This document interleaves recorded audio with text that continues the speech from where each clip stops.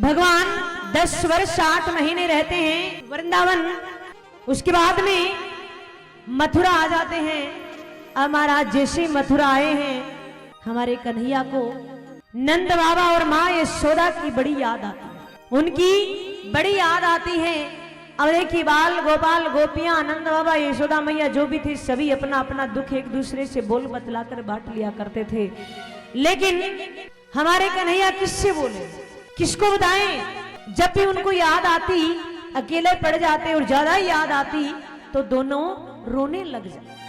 कन्हैया उनके बारे में सोचकर रोने लग जाते। अब क्या है, उनके पास कोई नहीं है, एक है, वो कौन है, उनके अतरंग सखा जो आपके बारे में सब कुछ जानता हो। तो वहां पे कन्हैया के पास वो कौन है, उद्धव जी उनके पास हैं। अब देखिए उद्धव जी हूबहू सेम ठाकुर जी जैसे हैं दिखने में, चाल ढाल में, शान शकल में, पहनाव में, लेकिन वो सबसे ऊपर किसी को मानते थे तो वो मानते थे ज्ञान को, कि ज्ञान से बढ़कर कोई चीज नहीं है। और कन्हैया मानते सबसे ऊपर किसको, निस्वार्थ प्रेम। हाल ढाल हूबहू सेम दिखने में कन्हैया जैसे, लेकिन ज्ञान को सबसे ऊपर मानते थे। देखिए कन्हैया या तो जल्दी से किसी को अपनाते नहीं है, जल्दी से किसी को अपनाते नहीं है, और अपना लिया तो एकदम स्वयं जैसे बनाकर छोड़ते, उसमें एक भी अवगुण नहीं छोड़ते, उनको साक्षात अपने जैसे बनाकर छोड़ते हैं। अब कन्हैया को पता कि ज्ञान को सबसे ऊपर मानते, सबसे बड़ा मानते हैं, और सबसे ऊपर है तो क्या है, निस्वार्थ प्रेम। क्योंकि उनको बड़ा अपने आप में ये लगता, क्योंकि बृहस्पति जी से उन्होंने शिक्षा ग्रहण करी है। एक दिन क्या होता है, हमारे कन्हैया राजकार्य को जल्दी निपटा लेते हैं और शाम के समय अपने महल के ऊपर कमरे में जाकर बैठ जाते हैं, और उसकी खिड़की से साक्षात यमुना जी दिखाई दे रही है। कौन, यमुना जी दिखाई दे रही है। और कन्हैया आज एक टक यमुना को देख रहे हैं और कह रहे हैं कि मुझे एक बार के लिए कोई यहाँ पर मिल जाए, कोई यहाँ पर दिख जाए। एक टक देख रहे हैं, और आज कन्हैया को लग रहा है कि वो यमुना जी का प्राकृतिक जल नहीं है, जो जिस समय में उसके किनारे पे खड़ा होकर बंसी बजाता था, और ये यमुना कल कल कर कर बहती थी। आज उसका ये प्राकृतिक जल नहीं, मुझे लगता है कि आज ये नंद बाबा और ये यशोदा मैया का ग्वाल बालों का अश्रु जल, आज इस यमुना में वो चंचलता नजर नहीं आ रही। थोड़ा सा ध्यान भटक जाता है और उनको लगता है कि ये तो वही समय है जिस समय हम गैया चराने जाया करते थे, और ध्यान भटकते आवाज लगाने लग जाते, अरे ओ मधुमंगल रुकिए रुकिए, मैं भी आ रहा हूं, अरे ओ श्री रामा जल्दी आ जल्दी आ, तुझे तेरी मैया बरजेगी, देरी हो जाएगी, जल्दी आ। जैसे उनका ध्यान भटकता है कि मैं कहां पे हूं, मैं किसको पुकार रहा हूं, जोर जोर से रोने लग जाते हैं। अपने मुख को दोनों हाथों के बीच में छुपाकर जोर जोर से रोने लग जाते हैं, हिचकियां ले रहे, जैसे हिचकियां लेकर रोने लग जाते हैं। उद्धव जी दौड़े दौड़े आते, अरे कन्हैया आप रो रहे हैं, अरे आप तो भगवान हैं, रोना धोना आपका काम थोड़ी है। मेरे कन्हैया कहते हैं, उद्धव आज मुझे मेरे वृंदावन की याद आ रही, आज मुझे मेरे वृंदावन की याद आ रही है, आज मुझे उस यशोदा मैया की याद आ रही है। उद्धव अरे कैसे रह रही होगी वो मैया जिसको मैं 3 दिन के अंदर आने के लिए बोल कर गया था, और वो मैया जो मेरा चेहरा देखकर भोजन करती थी, मैं थोड़ी सी देर के लिए भी नहीं आता था, द्वार पे खड़ी मेरा इंतजार करती थी। उद्धव कैसे रह रही होगी मेरी माँ, आज मुझे उस यशोदा मैया की बड़ी याद आ रही है। कहते हैं, और उद्धव सुन, नंद बाबा जब से मैं यहां आया हूं तब से लेकर आज तक नंद बाबा ने अपने पांव में जूतियां नहीं पहनी। ये मैं विश्वास के साथ कहता हूं कि नंद बाबा ने जूतियां नहीं पहनी है। वो जानबूझकर बाहर आ जाया करते थे महल से, उनको पता था कन्हैया अपने सर पे रखकर जूतियां लेकर आएगा और मुझे पहनाएगा। उद्धव मैं सर पे रखकर जूतियां लेकर जाता था और नंद बाबा को मैं मेरे हाथों से जूतियां पहनाता था, और मेरे नंद बाबा खुश होकर मुझे गोद में उठाते थे, पूरे वर्ज वृंदावन में घुमाते थे। और उद्धव, मैं पूरे विश्वास के साथ कह रहा हूं कि मेरे नंद बाबा ने जूतियां नहीं पहनी। उद्धव, आज मुझे उन गोपियों की बड़ी याद आ रही है। क्या बिगाड़ा था मैंने उन गोपियों का, जो हर पल मेरे लिए रो रही है, हर क्षण मेरे को याद कर रही है। मैं जल्दी आने का बोल कर गया था उद्धव, मैं अभी तक नहीं गया। मैंने क्या बिगाड़ा था उन गोपियों का, और क्या बिगाड़ा था उस राधे का जो आज तक मेरा इंतजार कर रही है। जल्दी आने की बोल कर गया था और अभी तक मैंने उसका मुख तक नहीं देखा है। कैसे रह रही होगी वो, और राधे राधे राधे कहकर मेरे कन्हैया जोर जोर से रोने लग जाते हैं। जैसे जोर जोर से रोने लग जाते हैं, उद्धव जी कहते हैं कि आप जाकर उन मूर्ख गवार ब्रजवासियों को समझा क्यों नहीं देते कि रोना धोना व्यर्थ है, तुम तो ज्ञान के मार्ग पे चलिए और मोक्ष प्राप्त करिए। जैसे कहा गवार, मूर्ख। एक बात बताइए, जिसने कन्हैया के साथ रास लीला करी है, जिस ब्रजवासियों ने कन्हैया को गोद में खिलाया है, क्या वो मूर्ख गवार हो सकते हैं? जिसने भगवान के साथ रास लीला करी है, क्या वो मूर्ख गवार हो सकते हैं? कन्हैया ने मन में विचार किया कि ये बड़ा सुंदर अवसर है इसको समझाने का, और कह देते उद्धव, ऐसा कर तू ही जाकर उनको समझा दे। उद्धव ने कहा हाँ ठीक है, मैं चला जाऊंगा। जैसे उद्धव जाने की तैयारी कर लेते, भगवान अपना पीताम्बर देते, भगवान अपना मुकुट देते, भगवान अपने कुंडल देते। उद्धव कहता है कि इनकी आवश्यकता क्या है? कन्हैया ने कहा उद्धव, अगर ये सब तू पहन कर जाएगा तो कुछ पल के लिए उनको लगेगा कि कन्हैया आ गया है, बाकी तो महाराज वो तुम्हारी तरफ देखेंगे तक नहीं। अगर उनको ये लगेगा कन्हैया आया तो तुम्हारी तरफ नजर उठाकर देख लेंगे, बाकी तुम्हारी तरफ वो देखेंगे तक नहीं। अब उद्धव जी वृंदावन पहुंच जाते हैं। जैसे वृंदावन पहुंचते हैं, काफी सी गोपियां मिलती है और गोपियों से पूछते हैं कि नंद बाबा का महल कौन सा है? गोपियों ने कहा क्यों, मथुरा से आए हो? बोला तुम्हें कैसे पता? बोले हे पथिक, बाकी सबको पता है कि नंद बाबा का महल कौन सा है, सिर्फ मथुरा वासियों को नहीं पता है कि नंद बाबा का महल कौन सा। और पथिक, ये जो जल बह रहा है इसके किनारे किनारे, इसके सहारे सहारे तुम चले जाना, और जहां पे ये जल खत्म हो वहां पे ही नंद बाबा का महल। पथिक, ये मत समझना कि ये कोई प्राकृतिक जल है। तुम जब से हमारे कन्हैया को लेकर गए हो, उनके विरह में, उनकी याद में नंद बाबा और यशोदा मैया दिन रात रोते हैं। हे पथिक, ये उन्हीं का अश्रुजल है, ये उन्हीं का अश्रुजल है। द्वार पे पहुंच जाते हैं उद्धव जी और आवाज लगाते, नंद जी, ओ नंदराय जी। एक दुबला सा पतला सा व्यक्ति बाहर निकल कर आता है, कांपती हुई आवाज में बोलता है, कौन है? उद्धव कहता है, मैं हूं कृष्ण का मित्र, संदेश पत्र लेकर आया हूं। उद्धव को आने से पहले जो होलिया बताया था कि मेरे नंद बाबा बड़े मोटे से दिखाई देते हैं, ऐसा ऐसा उनका नक्शा है, लेकिन आज वो कुछ भी सेम नहीं है। मानो ऐसा लग रहा है कि इनका प्राणांत अभी होने वाला। हड्डियां दिख रही है, कांपती हुई आवाज है। उद्धव जी को पकड़कर महल के अंदर ले जाते हैं, उद्धव जी को बैठाते हैं और कहते हैं, तुम यहां बैठिए, मैं आपके लिए भोजन लेकर आ रहा हूं। जैसे यहां बैठाकर भोजन लाने के लिए नंद बाबा गए, उद्धव जी ने देखा कि रसोई घर में जाले पड़ रहे हैं।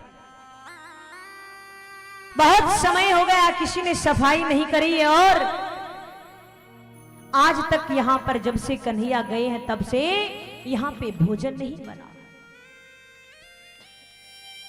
नंद बाबा भोजन लेकर आते हैं और भोजन करते हैं उद्धव जी अब दोनों आपस में बातें कर रहे हैं और बातें सुनकर यशोदा मैया दौड़ती है कि मेरा कन्हैया आ गया।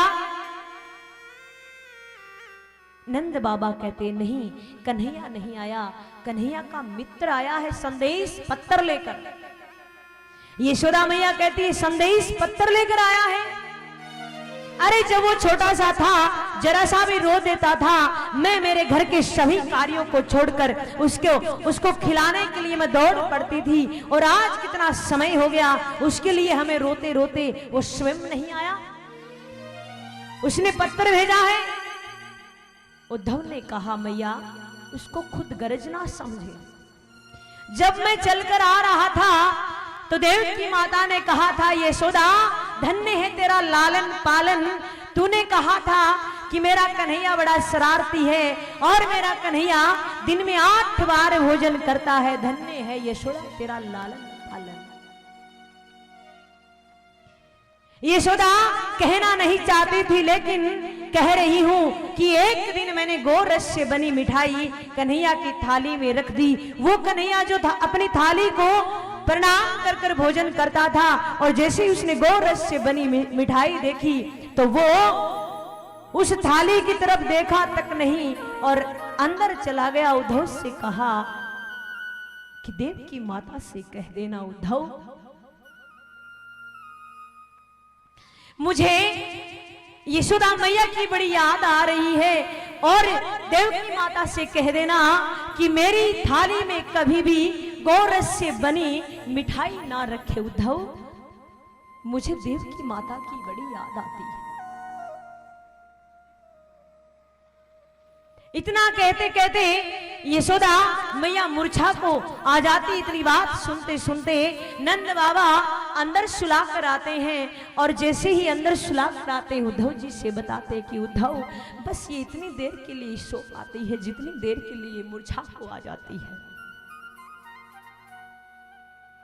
बाकी ये पागलों की तरह घूमती है, हर घर घर में घूमती है, वन में घूमती है, एक एक वृक्ष से एक एक पेड़ से पूछती है कि तुमने मेरे कन्हैया को देखा, तुमने मेरे लाला को देखा, अरे तुमने मेरे लाला को देखा है तो मैं आपसे वचन देती हूँ मेरे लाला को छोड़ दीजिए, मैं मेरे लाला को ले जाकर मेरे घर में बांध दूंगी, तुम मेरे लाला को छोड़ दीजिए।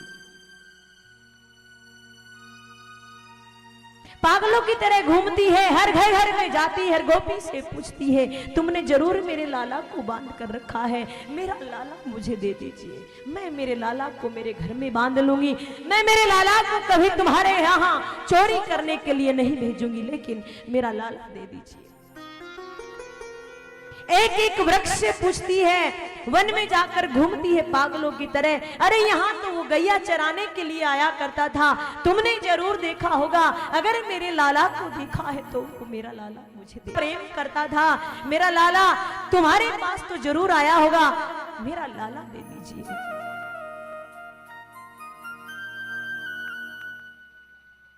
उद्धव सुनते सुनते कहा देखिए वो एक लीला थी भगवान की, तुम्हारे घर वो जन्म ले लिया, वो तो लीला करने आए थे, वो किसी का बेटा नहीं है, वो किसी का पुत्र नहीं है, वो तो भगवान है, छोड़िए इन सबको, आप तो ज्ञान के मार्ग पे चलिए और मोक्ष प्राप्त करिए। नंद बाबा ने कहा अरे मैंने तो तेरे को बहुत समझदार समझ रखा था कि तुमने बृहस्पति जी से शिक्षा प्राप्त की है, जरूर तुम में समझदारी होगी, लेकिन तुम तो गवार के गवार मूर्ख के मूर्ख निकले।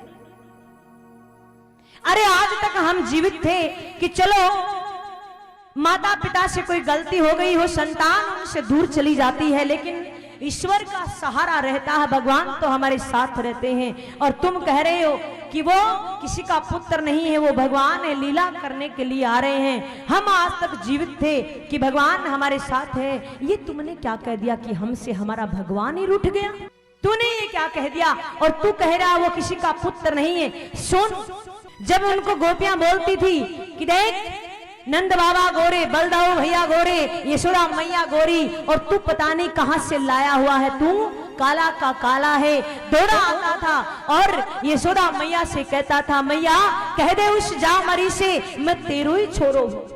उसने पता नहीं कितनी बार यशोदा को माँ कहा है, उसने पता नहीं कितनी बार मुझे बाबा कहा है, और तुम कहते हो वो भगवान है। तो भगवान कभी चोरी करते हैं क्या? मेरे लाला ने पता नहीं कितनी बार चोरियां करी। तुम कहते हो कि वो भगवान है, भगवान कभी झूठ बोलते हैं क्या? मेरे लाला ने पता नहीं कितनी बार झूठ बोला। और तुम कहते हो भगवान भगवान सबका पालन पोषण करते, उनको कभी भूख लगती है क्या? उद्धव, मेरे लाला को मैंने पता नहीं कितनी बार तड़पते देखा है। मैंने मेरे लाला को पता नहीं भूख से कितनी बार तड़पते देखा है। आज कहने के लिए कोई और आया था और कहे कोई और रहा है। आज पहली बार जीवन में उद्धव ने ब्रह्म मुहूर्त में स्नान नहीं किया, ब्रह्म मुहूर्त निकल गया उद्धव का, और वहां से चल पड़ते हैं कि मैं कहने कुछ और आया था, यहाँ पे हो कुछ और रहा है। थोड़ी दूरी पे जाते हैं, गोपियां आपस में बातें कर रही है, अरे जरूर ये अक्रूर का रथ लग रहा है। क्यों? ऐसा ही रथ आया था हमारे कन्हैया को लेने के लिए। गोपियों के पास जाते हैं, गोपियां आपस में बतला रही हैं कि जरूर ये मथुरा से आया है। एक गोपी कहती है, मथुरा से क्यों आया है? बोला कंस का श्राद्ध होगा, और मथुरा वासियों को पता है कि मथुरावासी ब्रजवासी सभी प्रेमी हैं, और प्रेमी है तो उनका हृदय बड़ा मीठा है। मथुरावासी सभी इस बात को जानते हैं, और जरूर कंस का श्राद्ध है, और श्राद्ध में उनको मांस की आवश्यकता है, जरूर वो मांस लेने के लिए आए होंगे। एक गोपी ने कहा, री सुन, अगर वो तुम्हारा मांस मांग लेंगे तो तू क्या दे देगी? दूसरी गोपी ने कहा, जरूर मैं हंसकर दे दूंगी। क्यों? क्योंकि मामा के श्राद्ध में भांजा भी होगा, और जैसे ही मैं मेरा कलेजा निकाल कर दे दूंगी, और जैसे ही मेरा कलेजा उसके सामने जाएगा ये तड़पता हुआ, तो उसको पता चलेगा जब वो खाने लगेगा कि कौन सी गोपी तेरी याद में कितना तड़प रही है। मैं मेरा कलेजा भी देने के लिए तैयार हूं। आपस में बातें कर रही है, इतने में उद्धव जी का जाना हो जाता है। उद्धव जी को देख कर कहती हैं गोपियां कि क्यों ये पीतांबर, ये मुकुट, ये कुंडल कन्हैया ने पहनाकर भेजा है। उद्धव जी कहते हैं, क्यों, आपको कैसे पता? बोला, उद्धव, हमसे ज्यादा कौन जानता है और हमसे ज्यादा कौन नहीं जानेगा कि ये वस्त्र किसके हैं। हम उससे दूर हैं, लेकिन उसके हृदय से दूर नहीं। उद्धव जी ने कहा, देखिए ये ज्ञान व्यान, ये जो तुम व्यर्थ की बातें कर रहे हो, प्रेम प्रेम कुछ नहीं है, तुम तो इनको छोड़िए और ज्ञान के मार्ग पे चलिए, रोना धोना बंद कीजिए, ज्ञान के मार्ग पे चलकर आप सवरत प्राप्त कीजिए। गोपियों ने कहा, ज्ञान के मार्ग पे चलने से क्या प्राप्त होता है? सवरत? बोला हाँ। अरे उद्धव, हम बार बार जाने के लिए तैयार है उस नरक में, और हम ठोकर मारते हैं ऐसे सवरत को जो हमें कन्हैया से दूर कर दे, और हम बार बार जाने के लिए तैयार है उस नरक में जो हमारे कन्हैया से मिला दे। बहुत ज्ञान की बातें होती, बहुत सी बातें।